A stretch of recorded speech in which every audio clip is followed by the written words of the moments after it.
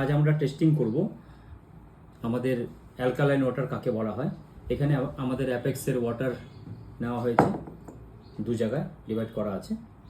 আর এখানে আমরা একটা প্যাকেজ ড্রিঙ্কিং বটল কিনলাম, তার আমরা টেস্টিং করব পিএইচ ভ্যালু কত আছে এবং ওআরপি লেভেল কী আছে। ফার্স্ট এটা সিল প্যাকড বটল, এটাকে আমরা খুলছি। এখানে নিলাম, এখানে নিলাম। First pH testing. যদি জলের কালার দেখবেন হালকা গ্রিন বা ইয়েলো হয়ে গেছে এই ড্রপ দেওয়ার পরে, তবে ভাবেন লো পিএইচ ওয়াটার।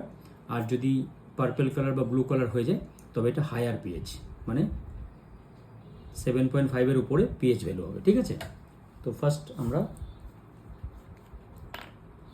যেটা আমরা কিনে এনেছি জল সেটাতে দেই। সেকেন্ডারিটা আমাদের জলে দিলাম।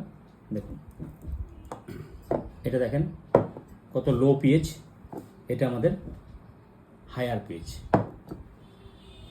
ফার্স্ট লো পিএইচ ওয়াটার খেলে ক্যান্সার হওয়ার চান্সেস বেড়ে যায়, কারণ অ্যাসিডিক ওয়াটার বলা হয়। এবার আমরা টেস্টিং করব ওআরপি, জলের মধ্যে অক্সিডেশন রিডাকশন পোটেনশিয়াল লেভেলটা কী আছে সেটা টেস্টিং করব। ঠিক আছে, এই কেমিক্যালটা যখন দেব, যদি জলের কালার পিঙ্ক কালার হয়ে যায় তবে ওআরপি লেভেল মাইনাস, আর যদি কোনো কালার কম্বিনেশন চেঞ্জ না হয় তবে হবেন সেটা প্লাস ওআরপি। তো এইটা আমরা যেটা এই বোতল কিনে নিয়ে আসছিলাম মার্কেট থেকে, তো এইটা দিচ্ছি। দেখুন কোনো কালার চেঞ্জেস নেই, আমাদেরটা দিলাম, দেখুন পিঙ্ক কালার হয়ে গেল, তো এটা ওআরপি মাইনাস। আজকের দিনে এই লো গ্রেডের প্লাস্টিক ব্যবহার করা হয়,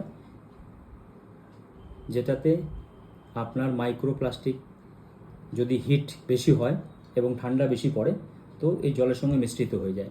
তো এত ডেঞ্জার আজকে আমরা এই এনভায়রনমেন্টে জল খেতে হচ্ছে, কারণ এটা ছাড়া কোনো উপায় নেই। তো আমাদেরকে আনতে হবে মার্কেটে বায়োডিগ্রেডেবল প্রিফর্ম এবং হায়ার গ্রেডের এই প্রিফর্ম ব্যবহার করতে হবে, তবেই আমরা আমাদের সমাজকে বাঁচাতে পারবো। ঠিক আছে, থ্যাংক ইউ।